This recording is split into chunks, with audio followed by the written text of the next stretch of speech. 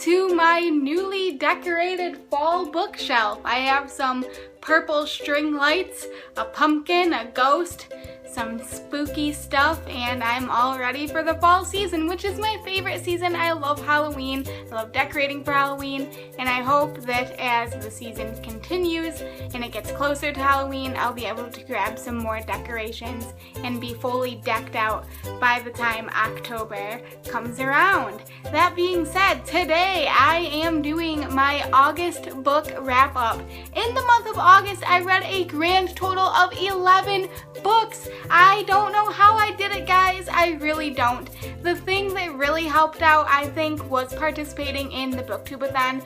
During the first week of August, I read 7 books during that week, and then I read a couple more books after the Booktubeathon as the month went on. So let's get into the books that I read. The first book I read this month was The Magicians by Lev Grossman. I did a non-spoiler book review on this, which I will leave linked somewhere. This book basically follows a boy by the name of Quentin, and Quentin discovers that he can do magic. After discovering this, he is accepted into a magical school by the name of Breakbills, where he meets lots of new friends and they learn how to become magicians together. So I guess the general consensus was that people aren't really enjoying this book, and I wanted to prove it wrong, but unfortunately I didn't enjoy it much either. So yeah, check out my book review on this book to hear more about my thoughts. Next up, I read the first 5 books of the Shugo Chara manga. I don't usually read manga, but I knew that these would be pretty quick to fly through, and so I used them for the Booktubeathon challenge of reading a book without putting it down. And I actually read all 5 of those books in one sitting in one day. I don't know how I did it. I'm super proud of myself. And I actually ended up really enjoying the story. I don't know how to describe it, so I guess my recommendation is if you like manga and you like anime and you want something kind of interesting, go ahead and check out this series because I really want to actually continue on with this manga. The last book I read for the Booktubeathon I actually don't have a physical copy of, and it was The Girl on the Train by Paula Hawkins. I did a non-spoiler book review on this book as well, which I will leave linked somewhere, and in this book we follow a woman named Rachel, and Rachel takes the same train to work every morning and the same train home every evening, and she sees lots of interesting things, but one day she sees something kind of strange, and shortly thereafter a woman in her neighborhood goes missing. So it's all about this mystery of what happened to this woman and what is Rachel's involvement in this case. There's a lot of unreliable narrators in this book, which I found really intriguing. So if you want to know more about this book, make sure to check out my book review. The next book I read this month was Every Day by David Levithan. I found this book really intriguing. It's about a person. You don't know whether the person is male or female. They just go by the name A.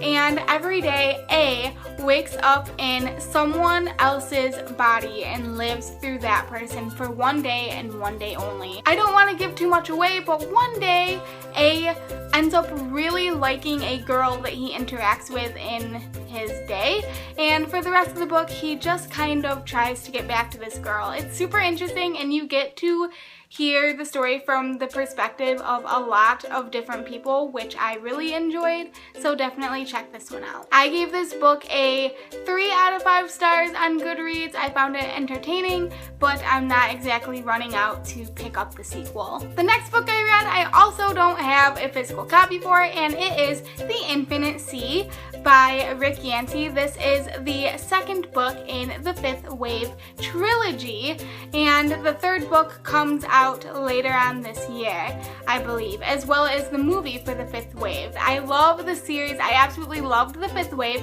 but I heard from a lot of people that The Infinite Sea was absolutely terrible and it was a horrible sequel, but I disagree. I really enjoyed The Infinite Sea. I loved the character development that went on and the whole plot, but it kind of kept with the same structure as The Fifth Wave, if you've read that one.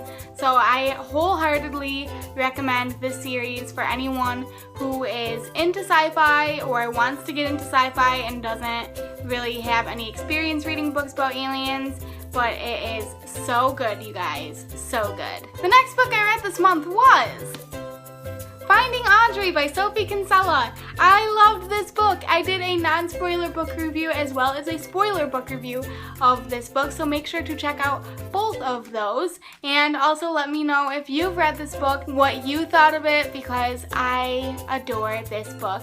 It follows a girl by the name of Audrey, and after an incident at school, she develops severe social anxiety, so bad that she can't even make eye contact with people, so she wears oversized sunglasses so no one can tell if she's making eye contact or not. And it basically is just following her through her therapy sessions and through her day-to-day life. And it's a really, really great depiction of someone who struggles with anxiety, but if you yourself struggle with anxiety, this could be a possible trigger because it really does get into the mind of someone with anxiety. And the last book I read this month was To All the Boys I've Loved Before by Jenny Han. This is definitely not the kind of book that I usually reach for, but I've been hearing so many good things about it that I wanted to at least give it a chance, branch out from my normal reading preferences, and I enjoyed it. I think that Jenny Han definitely accomplished what she set out to do with this book, but since it wasn't what I typically pick up, I didn't enjoy it as much as I would have hoped, and I had some serious problems with it. For those who don't know, this book follows a girl by the name of Lara Jean, and every time Lara Jean doesn't want to be in love with a boy anymore, she writes them a love letter,